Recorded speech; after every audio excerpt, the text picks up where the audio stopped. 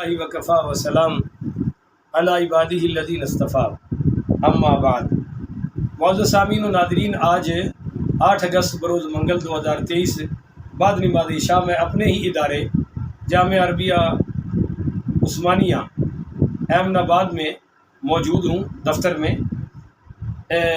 آج سے چند روز قبل بہت بڑے ہمارے خطیب مصنف کتب کثیرہ پیکر عز و اخلاص و اخلاق حضرت علامہ مولانا پیر غلام مصطفیٰ مجددی صاحب دامت برکاتہم العالیہ نے مجھے نواز شریف اور شہباز شریف کی مسجد اتفاق ماڈل ٹاؤن کے سابق خطیب جناب ریاض حسین شاہ صاحب کے بارے میں بتایا کہ انہوں نے فلاں مقامات میں قرآن پاک کی تحریف کا ارتکاب کیا ہے۔ تو میں حیران ہوا، بڑا سرپرائز ہوا، کیونکہ میں کسی نہ کسی درجے میں بہرحال ریاض شاہ صاحب کا یہ معترف تھا کہ وہ عالم دین ہیں اور قرآن پاک کی تفسیر بھی لکھ چکے ہیں۔ مگر جب انہوں نے میری توجہ دلائی اور ساتھ ہی پیر غلام مصطفیٰ مجددی صاحب دامت برکاتہم العالیہ نے فرمایا کہ آپ اس کے جواب میں ایک کلپ ریکارڈ کروائیں، تو وہ کچھ دن لگ گیا تحقیق کرنے میں اس مسئلے کی۔ دوسرا، گجرانوالہ میں ہمارے بہت اچھے خطیب ہیں اور بہت پیارے انسان بھی، بہت پیارے خطیب بھی، بڑے پیارے حضرت علامہ محمد ذکاء اللہ صاحب رضوی صاحبزادہ صاحب دامت برکاتہم العالیہ، جو پاسبان اہل سنت پاکستان کے بانی، سربراہ اور قائد ہیں، ان کا بھی مجھے حکم آیا کہ اس بارے میں تمہارا کلپ آنا چاہیے۔ تو مسئلے تو بہت سارے ہیں۔ ریاض شاہ صاحب بڑے کٹر تفضیلی ہیں۔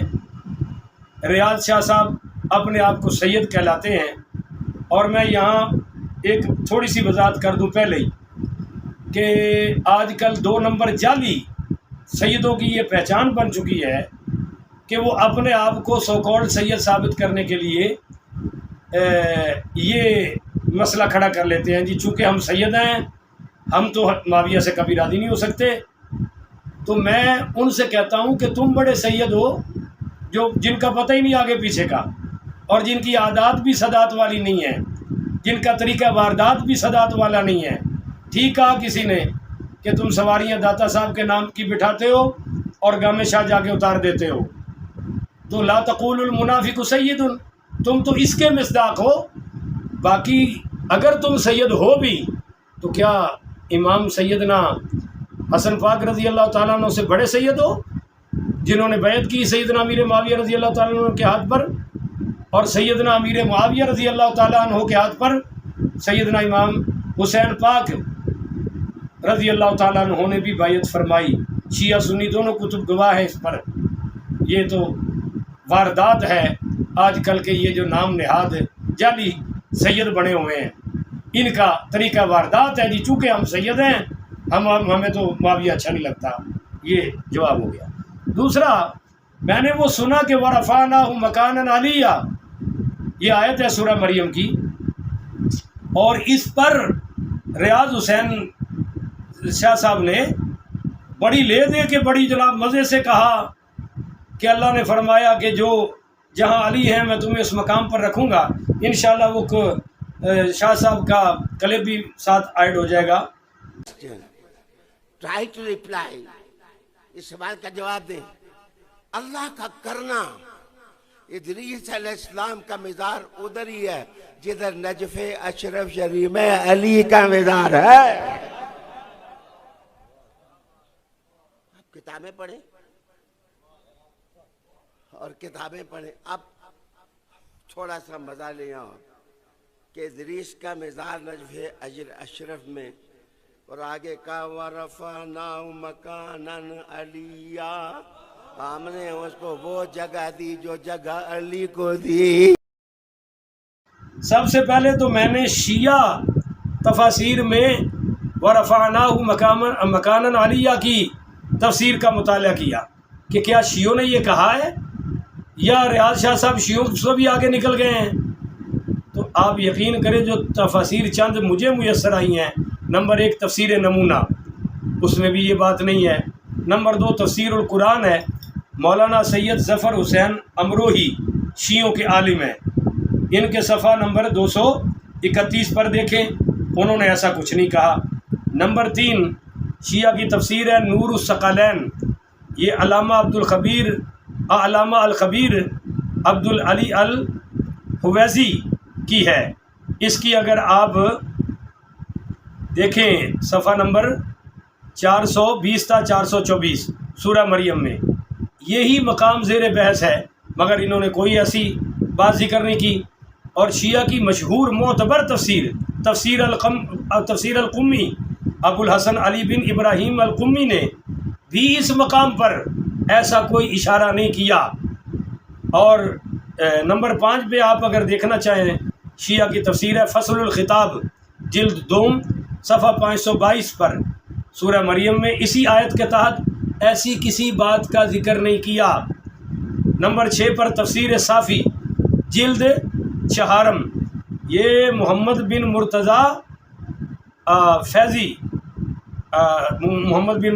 علامہ فیض کا شانی، اس کی صفحہ 732 آپ دیکھیں جلد 4 یہاں انہوں نے بھی ایسا کوئی نہیں کیا۔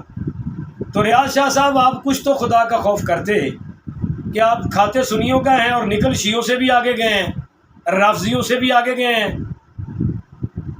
تو اس بات پر جو سید مظفر حسین شاہ صاحب نے آپ کے بارے میں کہا میں بالکل 100% اس سے اتفاق کرتا ہوں، لب و لہجہ ان کا اپنا ہے۔ شاہ صاحب نے یہ بھی حرزہ سرائی فرمائی ہے کہ انما یرید اللہ لیذہب عنکم الرجس اہل البیت ویطہرکم تطہیرہ میں بھی ازواج مطہرات شامل نہیں ہیں معاذ اللہ۔ تو ٹھیک کہا پیر سید مظفر حسین شاہ صاحب کراچی والے دامت برکاتہ العالیہ نے کہ تیرے جیسے جعلی شانے اس میں شامل نہیں ہیں۔ یہ ان کے الفاظ ہیں، میرا یہ لب و لہجہ نہیں ہے۔ ازواج مطہرات تو ہیں، یہ پوری آیت پڑھو نا، وَقَرْنَ فِي بُيُوتِكُنَّ، تو بیویوں سے ہی خطاب ہے۔ پہلی 4 پڑھ لو وہ بھی، ماں بعد پڑھ لو وہ بھی ازواج مطہرات سے خطاب ہے۔ تو انما یرید اللہ سے وہ کیسے نکل گئی؟ تو شاہ جی آپ خدا کا خوف کریں، وہ نہ ہو کہ فَلْيَتَبَوَّأْ مَقْعَدَهُ مِنَ النَّارِ کا مصداق بن جائیں آپ۔ اور اہل سنت کی یہی کمزوری رہی ہے کہ آپ جیسے بہروپیے کبھی سید بن کے، کبھی مفکر بن کے، کبھی کچھ بن کے اہل سنت میں گھستے ہیں، اور شروع میں تو بڑے درد مندانہ اور بڑے خیر خواہانہ انداز ہوتے ہیں، مگر آہستہ آہستہ جب آپ اپنے بل سے باہر نکلتے ہیں تو آپ اہل سنت کو نقصان پہنچانے کا باعث بنتے ہیں۔ مگر بر وقت علماء نے آپ کا نوٹس لیا ہے، آئندہ بھی لیتے رہیں گے۔ حضرت علامہ محمد طیب صاحب دامت برکاتہم العالیہ، ان کی تفسیر پڑھی ہے میرے پاس، برہان القرآن، علامہ قاری محمد طیب نقشبندی صاحب دامت برکاتہم، کیا بات ہے، برہان القرآن میرے دل کے اندر ہے ان کی تفسیر، بڑی لاجواب بے مثال دفاع صحابہ پر اور مسلک اہل سنت کی ترجمانی پر انہوں نے بھی آپ کا رد کیا، اور میں بالکل ان سے 100% متفق ہوں، انہوں نے بالکل ٹھیک کیا ہے۔ ایسے بہروپیوں کو پہچانے، اہل سنت سے اپیل ہے کہ آج کے اس پرفتن دور میں امام عشق و محبت اعلیٰ حضرت امام محمد رضا خان فاضل بریلوی رحمۃ اللہ علیہ کے پرچم کے سائے تلے آنا بہت ضروری ہے ایمان اور عقائد کے تحفظ کے لیے۔ اللہ تعالیٰ سے دعا ہے اللہ ان جیسے جعلی شانوں کے شر سے اہل سنت کو محفوظ فرمائے، اور اس ریاض حسین پنڈی وال کو اللہ مرنے سے پہلے توبہ کی توفیق عطا فرمائے۔ اگر ان کی مقدر میں توبہ نہیں ہے تو بہرحال اہل سنت کے شر سے، اہل سنت کو اس کے شر سے اللہ تعالیٰ محفوظ فرمائے۔ آخر ودعوانا ان الحمدللہ رب العالمین۔